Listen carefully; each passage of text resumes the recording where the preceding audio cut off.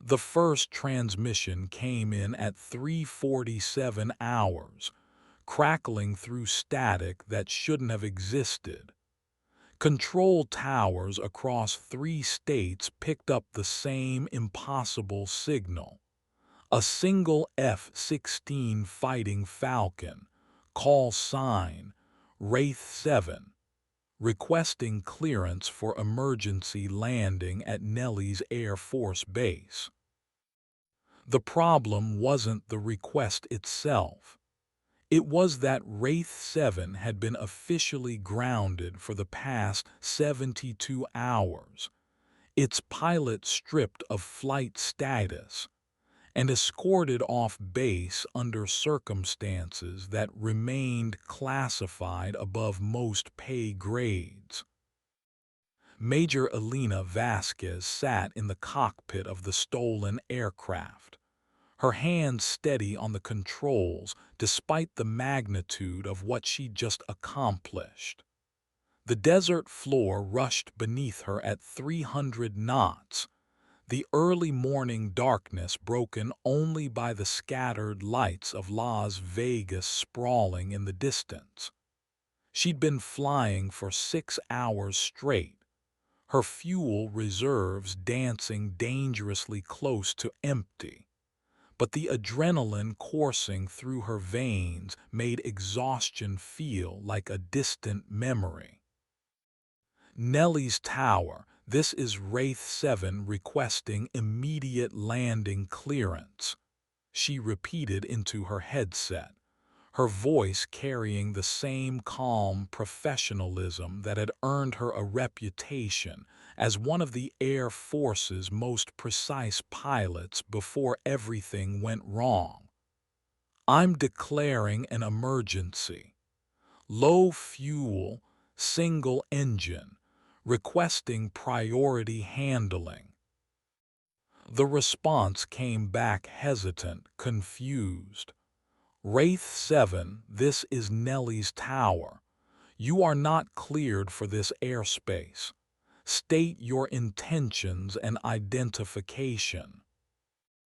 Elena allowed herself a thin smile. They knew exactly who she was. The question was whether they'd have the courage to admit it. 3 days ago, she'd been the squadron's most decorated pilot, holder of the Distinguished Flying Cross, veteran of 2 combat deployments, and the only woman to successfully complete the Air Force's most classified training program. Then came the incident that changed everything. A moment of insubordination that her commanding officer had called conduct unbecoming, and she'd called preventing a war crime. Now she was about to prove that throwing her out of the squadron had been the biggest mistake the Air Force had made in decades. The war game had begun at midnight, a massive joint exercise involving 5 different military branches and thousands of personnel. The scenario was simple: defend the continental United States against a simulated invasion force. What the brass didn't know was that Elena had spent the last 3 days studying every aspect of the exercise, memorizing flight patterns, communication protocols, and defensive strategies. She'd found the weakness in their plan, a gap so obvious that everyone had overlooked it, a blind spot that would allow a single determined pilot to accomplish what an entire enemy air force couldn't. The irony wasn't lost on her. They'd grounded her for questioning orders, but sometimes the best way to prove your worth was to break every rule in the book. Captain Marcus Steele Rodriguez was the first to spot her on radar. his F-22 Raptor banking hard through the pre-dawn sky as he led a four-ship formation on combat air patrol.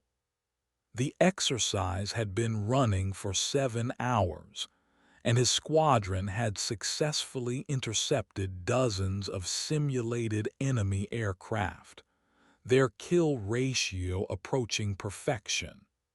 He was feeling confident, perhaps even a little cocky, when the impossible blip appeared on his heads-up display. "Viper Lead, this is Steele," he called over the radio, his voice carrying the casual authority of someone who'd never met a challenge he couldn't handle. "I've got a single contact bearing 270, Angels 15, moving fast toward Vegas. Might be a late joiner to the party." The response from his flight leader was immediate and sharp. "Negative, Steele. All friendly assets are accounted for. That's got to be Red Force trying to sneak through our back door." Steele smiled grimly inside his helmet. Red Force was the designation for the opposing team in the war game, a collection of veteran pilots from different squadrons who'd been tasked with playing the role of enemy invaders. They'd been clever so far, but this looked like desperation.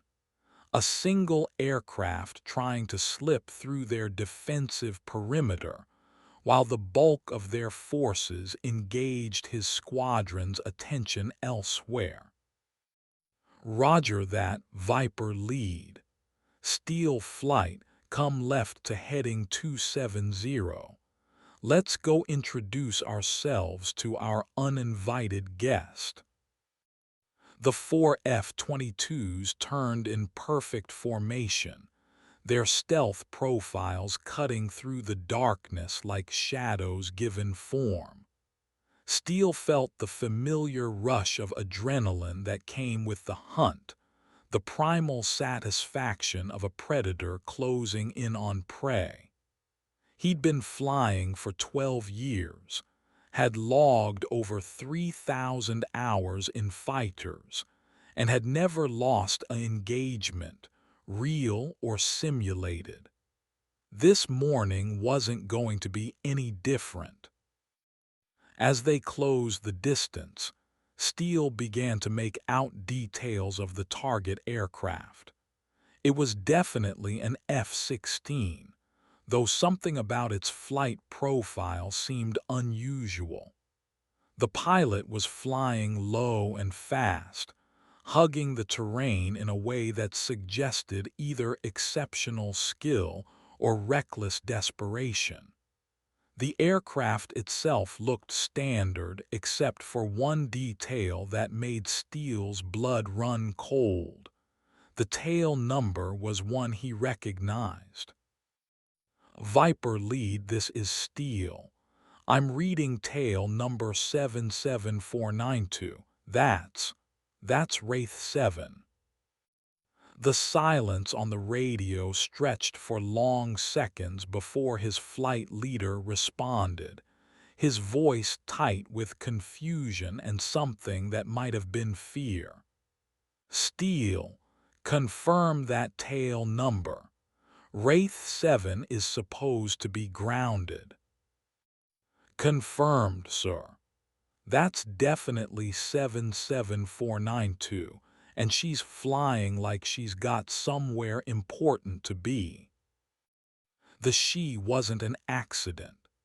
Everyone in the fighter community knew about Major Elena Vasquez, the pilot they called Ghost, for her ability to appear and disappear from radar screens like a phantom. She'd been a legend before her fall from grace, the kind of pilot that other pilots told stories about in bars and ready rooms. Now she was apparently back in the sky, flying an aircraft she had no authorization to operate, in the middle of the largest military exercise in recent memory. Lieutenant Colonel James Hammer Harrison sat in the Mobile Command Center, watching the tactical display with growing unease.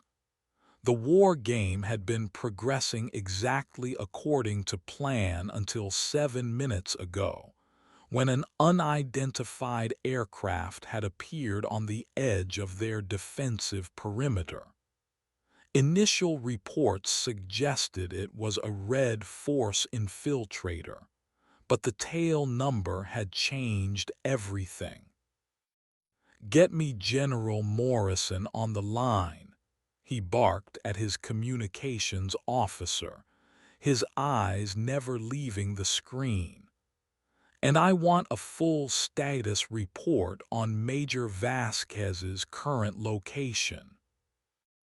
The young sergeant at the communications desk looked up with barely concealed panic. "Sir, Major Vasquez's location is complicated. She was supposed to be restricted to quarters pending her court-martial, but she's not in her assigned housing. Base security has been looking for her since yesterday evening." Hammer felt his stomach drop. Elena Vasquez had been one of his best pilots before the incident that had ended her career. She'd been smart, skilled, and absolutely fearless, qualities that had made her invaluable in combat and potentially dangerous when she decided to go rogue.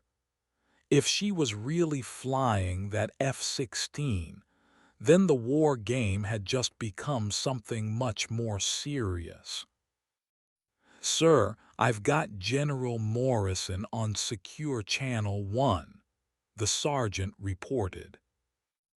Hammer grabbed the handset, his mind racing through the implications of what was happening. "General, this is Hammer. We've got a situation developing. Major Vasquez appears to have taken unauthorized control of an F-16 and is currently flying in the exercise airspace." The response was immediate and explosive. "What the hell do you mean she's taken control of an F-16? That woman is supposed to be under house arrest." "Sir, she's currently being tracked by our CAP flights.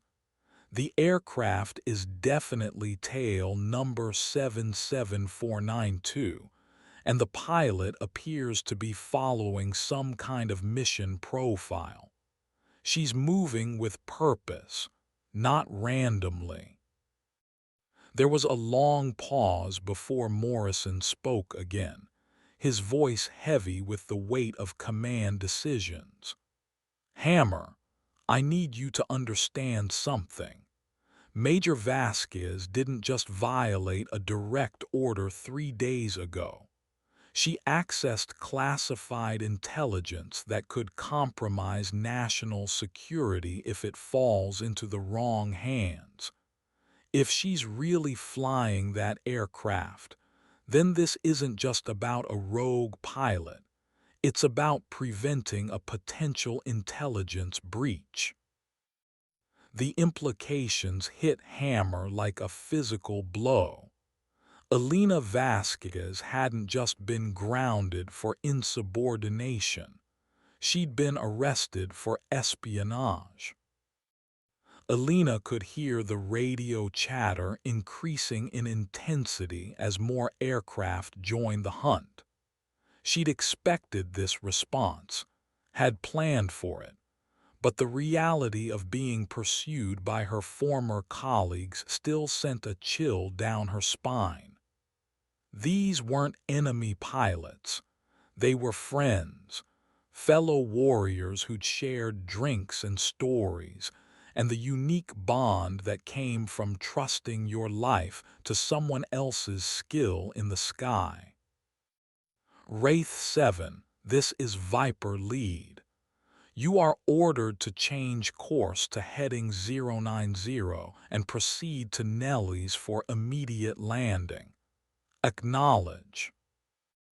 She keyed her microphone, her voice steady despite the gravity of the situation. Viper lead, this is Wraith 7. I cannot comply with that instruction. I have a mission to complete. The response was sharp, angry. Wraith 7, you have no authorized mission. You are flying a stolen aircraft in restricted airspace. Land immediately or we will be forced to take action. Alina glanced at her fuel gauge. She had maybe 20 minutes of flight time remaining, perhaps less if she had to maneuver aggressively. 20 minutes to prove that she wasn't a traitor, that the intelligence she'd accessed had been used to protect American lives, not compromise them. 20 minutes to show them that sometimes the greatest act of loyalty was disobedience. Negative, Viper lead. I'm exactly where I need to be. She rolled the F-16 into a steep dive, dropping toward the desert floor with a precision that spoke of thousands of hours in the cockpit. The pursuing aircraft would follow, but she had advantages they didn't. Desperation, perfect knowledge of her destination, and the kind of motivation that came from having nothing left to lose.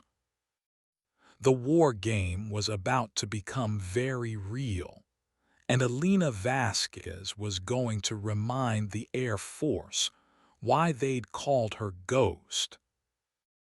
As the sun began to rise over the Nevada desert, painting the sky in shades of orange and pink, Alina felt something she hadn't experienced in 3 days.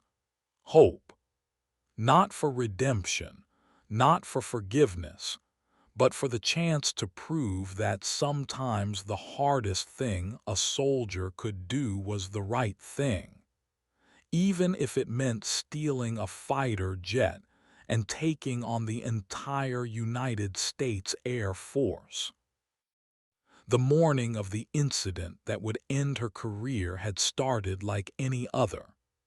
Major Alina Vasquez arrived at the Squadron building at 5:30 hours, her flight suit perfectly pressed, her helmet bag slung over her shoulder with the casual confidence of someone who'd made this walk 1,000 times before.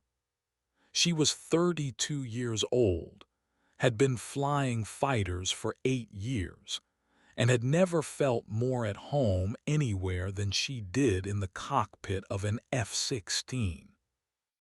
"Morning, Ghost," called out Captain Jennifer "Torch" Martinez as Alina entered the ready room. "Ready for another day of showing these boys how it's done." Alina smiled, settling into her assigned seat for the morning briefing. "Always ready, Torch, though I think they're starting to learn. Rodriguez actually managed to get a lock on me during yesterday's training flight."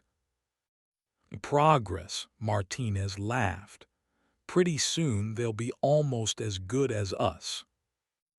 The casual banter was a ritual, a way of dealing with the underlying tension that came from being one of only 3 women in a squadron of 24 pilots. Alina had learned early in her career that humor was armor, that the ability to give as good as you got was essential for survival in the hypermasculine world of fighter aviation. But beneath the jokes and the camaraderie, She never forgot that she had to be twice as good as her male counterparts to receive half the recognition. Lieutenant Colonel Bradley Axe Thompson entered the ready room at exactly 5:45, his presence commanding immediate attention. He was old-school Air Force, a veteran of 3 combat deployments who'd earned his reputation the hard way and expected the same from his pilots. Elena respected him, even if she didn't always agree with his methods. "All right, people, listen up," Thompson began, his voice carrying the authority of command. "Today's mission is a joint exercise with some of our NATO allies. We'll be simulating air superiority operations over Eastern Europe, working with Polish and German air forces to coordinate defensive strategies." Elena felt her attention sharpen. Joint exercises were always complex, requiring precise coordination between different air forces with varying capabilities and communication protocols. They were also politically sensitive, designed as much to send messages to potential adversaries as to train pilots. The scenario involves a simulated invasion of Polish airspace by an unnamed aggressor, Thompson continued. "Our job is to establish air superiority and protect friendly ground forces. Rules of engagement are standard for training exercises, but remember, our allies are watching and so are our enemies. Fly smart, fly safe, and make the Air Force look good." The briefing continued for another 40 minutes, covering weather conditions, communication frequencies, and tactical assignments. Elena was assigned to lead a 2-ship flight of F-16s, with Captain Rodriguez as her wingman. Their mission was to provide close air support for simulated ground forces, a role that required exceptional precision and timing. As the pilots dispersed to their aircraft, Elena felt the familiar rush of pre-flight anticipation. This was what she lived for, the moment when training became reality, when months of preparation culminated in the pure focus of aerial combat. Even if it was just an exercise, the skills were real, the stakes were high, and failure could mean the difference between life and death in a future conflict. The first sign that something was wrong came 2 hours into the exercise. Elena was maintaining position at 20,000 feet, monitoring radio traffic from the ground forces below, when she heard a transmission that made her blood freeze. "Falcon Lead, this is ground control. We have eyes on a large group of civilians in the target area. I repeat, civilian population confirmed in the target zone." Elena keyed her microphone immediately. "Ground control, this is Wraith 7. Can you confirm the civilian count and location?" "Wraith 7. We estimate 300 to 400 civilians in the target building. They appear to be taking shelter from the simulated combat operations." Elena felt her stomach drop. The target building was a mock enemy command center, scheduled to receive a precision strike from coalition forces in 15 minutes. But if there were really civilians inside, even if they were just exercise participants playing roles, the attack would violate every rule of engagement the Air Force had ever written. Ground control, this is Wraith 7. I'm recommending immediate abort of the target strike. Civilian casualties are unacceptable. The response came from Lieutenant Colonel Thompson, his voice tight with irritation. Wraith 7, this is Axe. The civilians are part of the exercise scenario. They're role players, not actual non-combatants. The strike is authorized to proceed. Elena stared at her heads-up display, her mind racing through the implications. She'd been briefed on the exercise parameters, had studied the rules of engagement, and nowhere in the documentation had there been any mention of civilian role players. Either Thompson was lying, or someone had changed the scenario without informing the pilots. Axe, this is Wraith 7. I need confirmation of the civilian status from higher authority. If these are real non-combatants, we cannot proceed with the strike. Wraith 7, you are ordered to maintain position and await further instructions. The strike is authorized by NATO command. Elena looked down at the target building, a nondescript concrete structure that could have been anywhere in the world. Through her targeting pod, she could see people moving around inside, people who might be actors playing roles or might be genuine civilians who'd wandered into the wrong place at the wrong time. The distinction meant everything, and she had no way of knowing which was true. That's when she made the decision that would end her career, and 3 days later, lead her to steal a fighter jet. The strike proceeded as planned, with devastating precision. Elena watched through her targeting system as the simulated weapons found their mark, watched as the building erupted in harmless but spectacular pyrotechnics designed to mimic the effects of actual ordnance. But in that moment, as the smoke cleared and figures emerged from the wreckage, she saw something that confirmed her worst fears. The people stumbling out of the building weren't wearing the distinctive vests that marked exercise participants. They weren't carrying the colored smoke grenades that would have indicated their role player status. They were civilians, real civilians, who'd been caught in the middle of a military exercise that had gone terribly wrong. Elena keyed her microphone, her voice shaking with rage and horror. All stations, this is Wraith 7. I observed genuine civilian casualties in the target strike.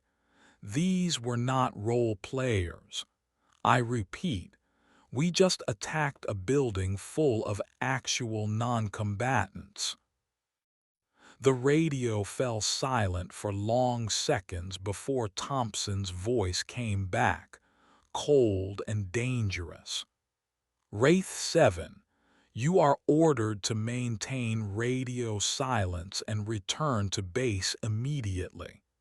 Do not transmit on any frequency without authorization. Negative acts. I'm reporting war crimes to higher authority. This exercise just became a massacre. Wraith 7, you are relieved of duty. Land immediately and report to my office upon arrival. Alina looked at her fuel gauge, calculated the time remaining before she'd have to return to base, and made a decision that would haunt her for the rest of her life. She switched to a secure frequency that she wasn't supposed to know existed, accessed intelligence networks that were far above her clearance level, and began transmitting everything she'd witnessed to authorities who could actually do something about it. The civilians in the building, she learned, were actually enemy agents who'd been using the exercise as cover for an intelligence-gathering operation. The strike had been authorized by agencies that didn't technically exist, conducted as part of a counterintelligence operation that had been classified so far above her pay grade that she'd never heard of it. But by the time she learned the truth, it was too late. She'd already been branded a traitor, stripped of her flight status, and scheduled for court-martial. Now, 3 days later, flying a stolen F-16 toward a target that only she knew about, Alina finally understood what had really happened. The exercise had been a test, designed to identify pilots who would follow orders without question and eliminate those who might ask uncomfortable questions. She'd failed the test by doing exactly what her training had taught her to do: protect innocent lives at all costs. The war game below was about to teach the Air Force the same lesson they'd tried to teach her: that sometimes the most dangerous enemy is the one who refuses to follow orders. Captain Rodriguez was closing to within missile range when he finally got a clear look at the aircraft he was pursuing. Even through the early morning haze, there was no mistaking the distinctive silhouette of an F-16 Fighting Falcon, its sleek lines and pointed nose as familiar to him as his own reflection. But this wasn't just any F-16. This was Wraith 7, the personal aircraft of Major Alina Vasquez, the pilot who'd been his instructor, his mentor, and until 3 days ago, his commanding officer. "Steele, this is Viper Lead. Are you in position for intercept?" Rodriguez keyed his microphone, his voice betraying none of the conflict raging in his mind. "Affirmative, Viper Lead. I have tone. Requesting permission to engage." The words felt like ash in his mouth.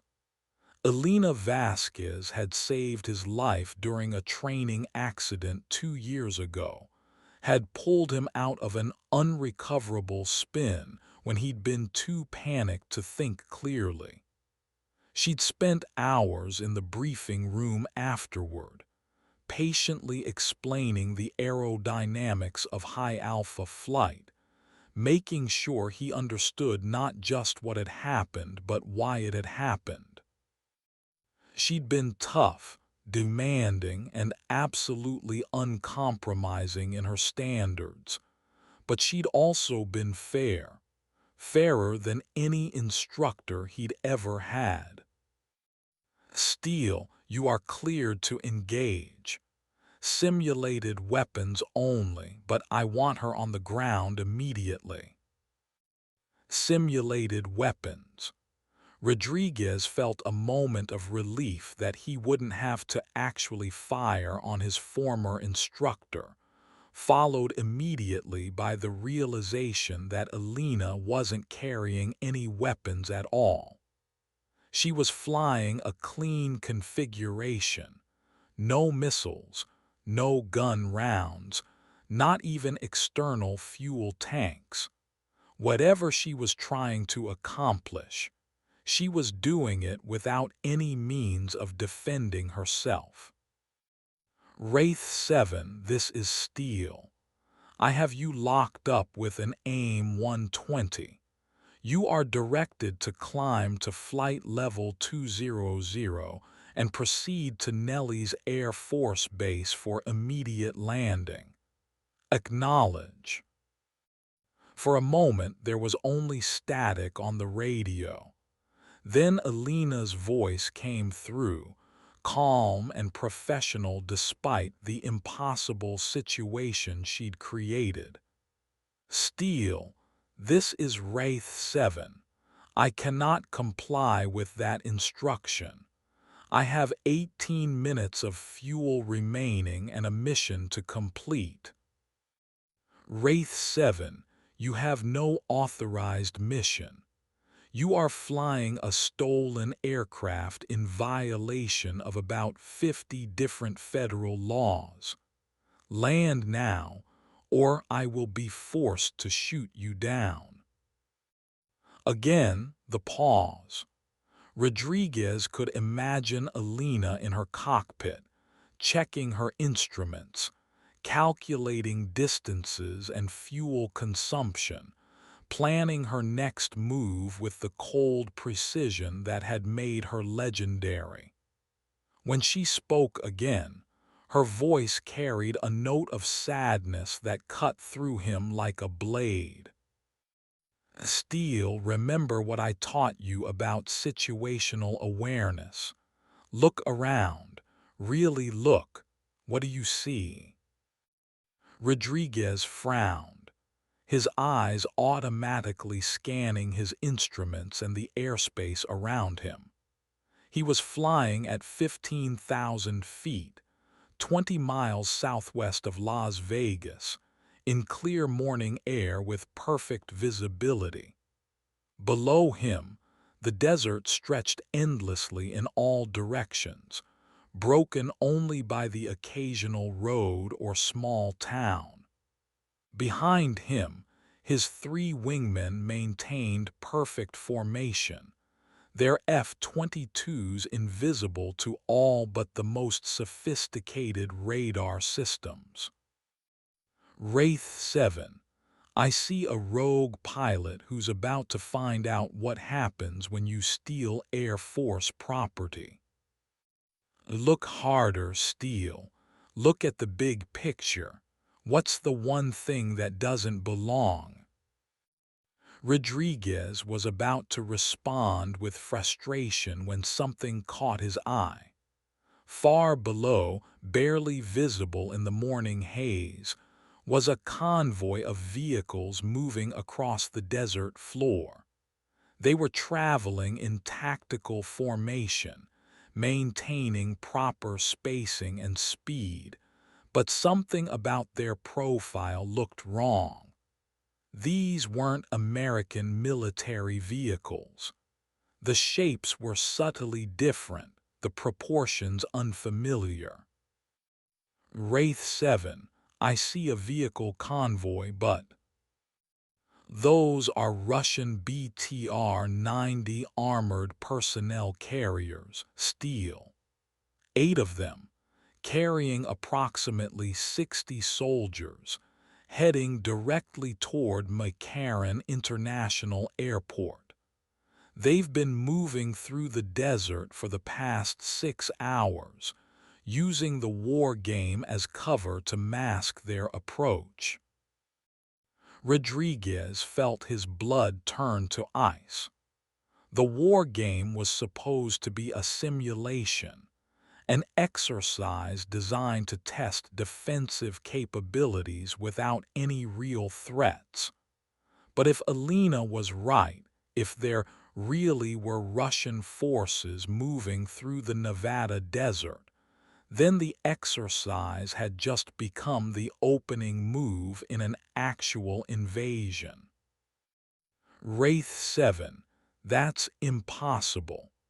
We would have detected any hostile forces before they got within 100 miles of Las Vegas.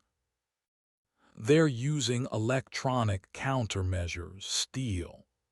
The same technology that makes your F-22 invisible to radar. But I've been tracking them for 3 days, ever since I accessed the intelligence reports that got me kicked out of the squadron. This war game isn't an exercise. It's a cover story for a real attack. Rodriguez looked at his radar display, trying to spot any trace of the convoy Alina had described.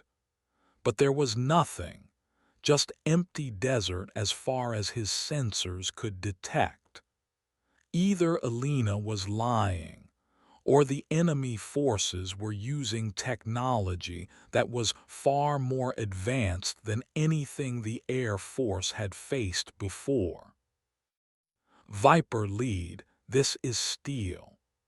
I need you to confirm the location of all friendly ground units in Grid Square Delta 77. Steele, maintain focus on the intercept. Ground units are not your concern. Sir, I have reason to believe there may be hostile forces in the area. Requesting immediate confirmation of friendly positions. The silence stretched for long seconds before his flight leader responded, his voice tight with irritation. Steele, all ground units are accounted for. You are experiencing target fixation. Complete your intercept and return to base. But Rodriguez was no longer listening to the radio. He was staring at his heads-up display, where a new symbol had just appeared. It was faint, almost lost in the electronic noise, but unmistakably real. A radar contact moving across the desert floor at exactly the location Alina had indicated. As he watched, the contact resolved into multiple targets, at least 8 separate vehicles moving in tactical formation toward Las Vegas. Elena Vasquez had been right. The war game was cover for an actual invasion, and she was the only pilot in the sky who knew about it. The realization hit Rodriguez like a physical blow. Alina hadn't stolen the F-16 to escape justice or to prove some point about military authority. She'd stolen it to save American lives, to stop an attack that no one else even knew was coming. And instead of helping her, he'd been ordered to shoot her down. Wraith 7, this is Steele. I confirm your target. Multiple contacts, Grid Square Delta 77 moving toward McCarran. What are your intentions? Alina's voice came back immediately, filled with grim determination. Steele, I'm going to stop them, but I need you to trust me, just like you trusted me when I pulled you out of that spin. Can you do that? Rodriguez looked at his fuel gauge, calculated the time remaining before he'd have to return to base, and made a decision that would either save thousands of lives or end his career. Wraith 7, this is Steele. I'm with you. What's the plan? The plan, as Alina explained it over the secure radio frequency, was both brilliant and completely insane. The Russian convoy was using the war game as cover, timing their movement to coincide with scheduled exercises, so that any unusual activity would be dismissed as part of the simulation. They'd been planning this operation for months, infiltrating equipment and personnel across the border in small groups, assembling in the Nevada desert for a coordinated strike on Las Vegas. Their target isn't the city itself, Alina explained as she guided her F-16 toward the convoy's projected path. It's the data center complex north of McCarran. That facility processes financial transactions for half the banks in the United States. If they can take it offline and hold it for even a few hours, they can crash the entire American economy. Rodriguez felt sick as the implications sank in. This wasn't just a military attack. It was economic warfare designed to cripple the United States without firing a shot at American soil.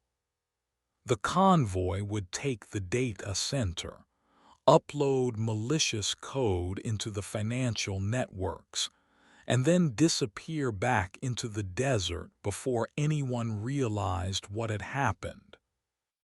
Wraith 7, why didn't you report this through normal channels? Why steal the aircraft? Alina's laugh was bitter. I tried steal. I spent 3 days trying to convince my superiors that the intelligence was real.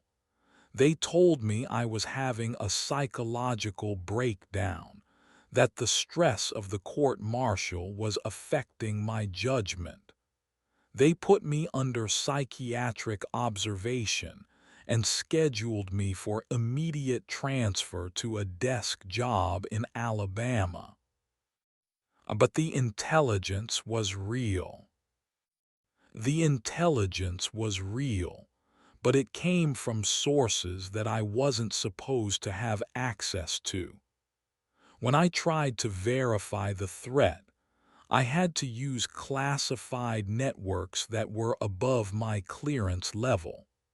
That's what got me arrested, not reporting war crimes, but accessing intelligence that could theoretically be used to compromise national security. Rodriguez understood now. Alina hadn't been arrested for insubordination or treason. She'd been arrested for trying to do her job too well, for following leads that her superiors didn't want her to follow. The system had failed her, and now she was trying to save the country that had thrown her away. Wraith 7, what's your fuel status? 12 minutes, maybe 15 if I'm careful. Enough to make one pass on the convoy, but not enough to return to base. The words hung in the air like a death sentence.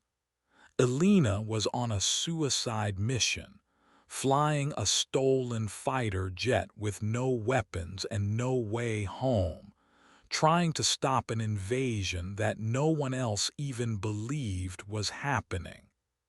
It was the kind of desperate heroism that got people court-martialed or killed, usually both.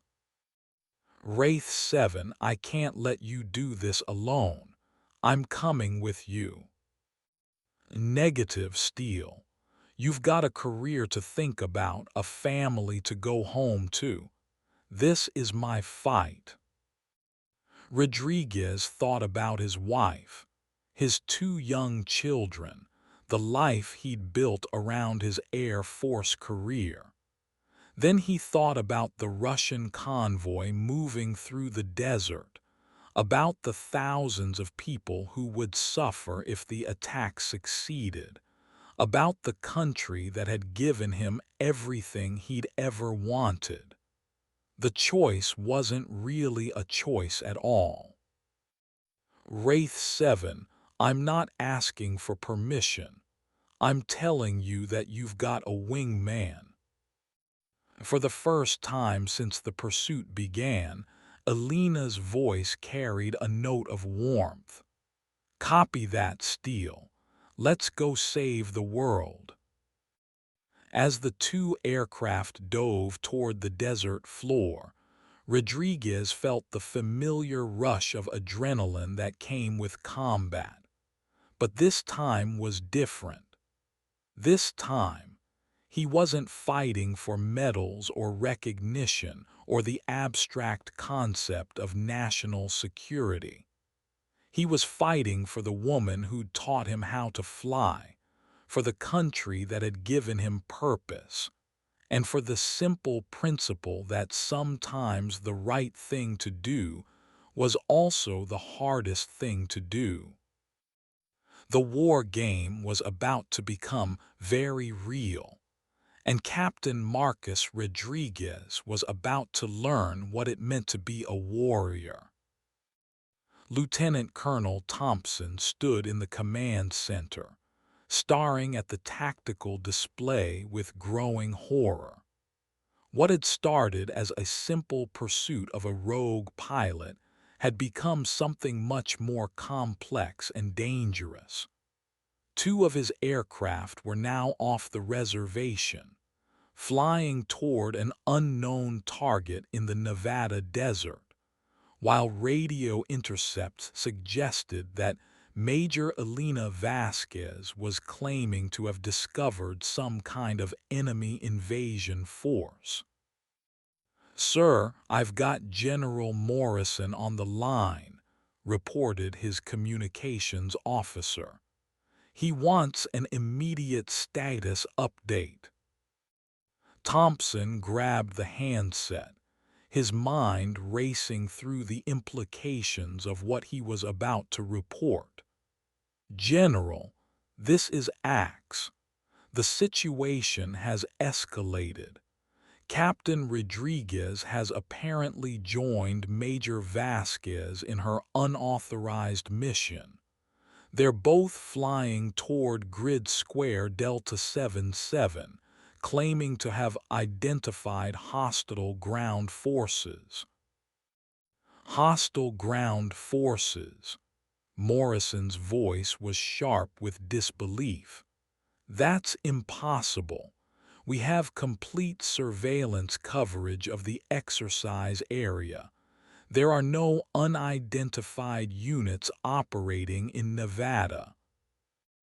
"Sir, I agree it seems unlikely, but both pilots are reporting the same target. They claim to have identified Russian armored vehicles moving toward Las Vegas." The silence on the other end of the line stretched for long seconds before Morrison spoke again, his voice carrying the weight of terrible understanding. "Colonel, I need you to patch me through to Captain Rodriguez immediately, and I need you to prepare for the possibility that Major Vasquez might be telling the truth." Thompson felt his stomach drop. "Sir, are you saying that there really might be Russian forces in the Nevada desert?" "I'm saying that 3 days ago, Major Vasquez accessed intelligence reports that she wasn't supposed to see.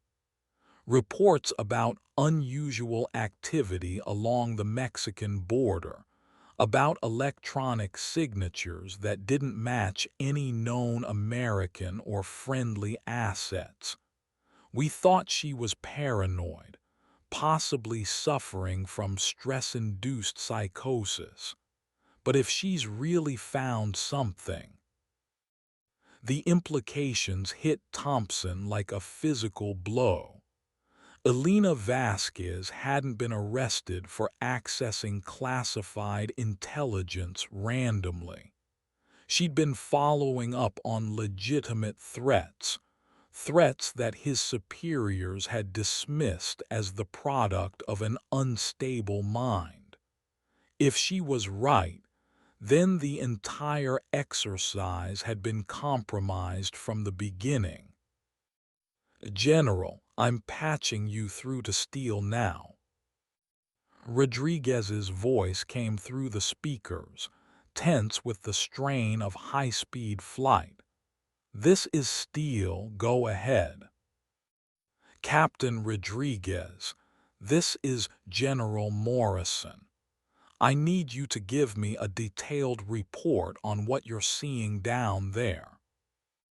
"Sir, I have visual confirmation of at least 8 armored vehicles moving in tactical formation toward Las Vegas. The vehicles appear to be Russian BTR-90 APCs, and they're using some kind of electronic countermeasures that make them nearly invisible to radar." Morrison's curse was audible over the radio.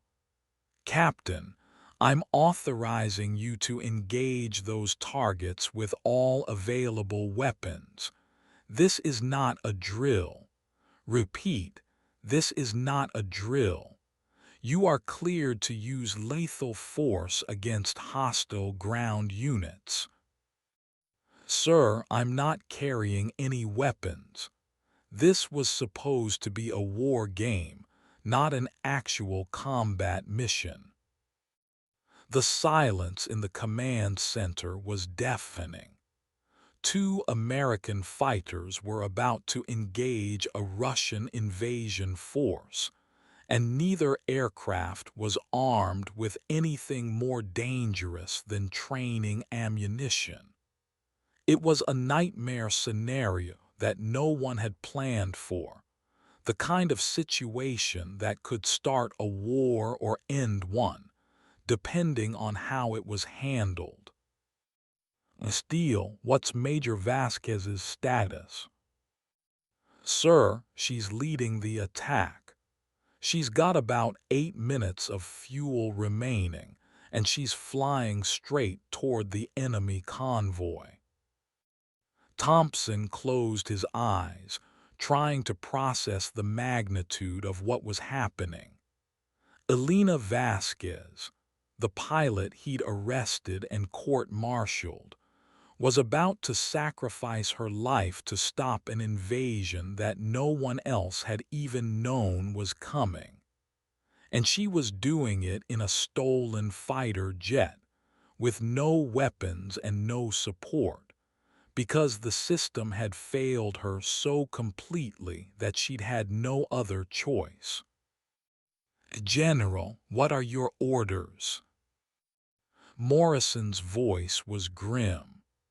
"Colonel, I want every available aircraft in the air immediately.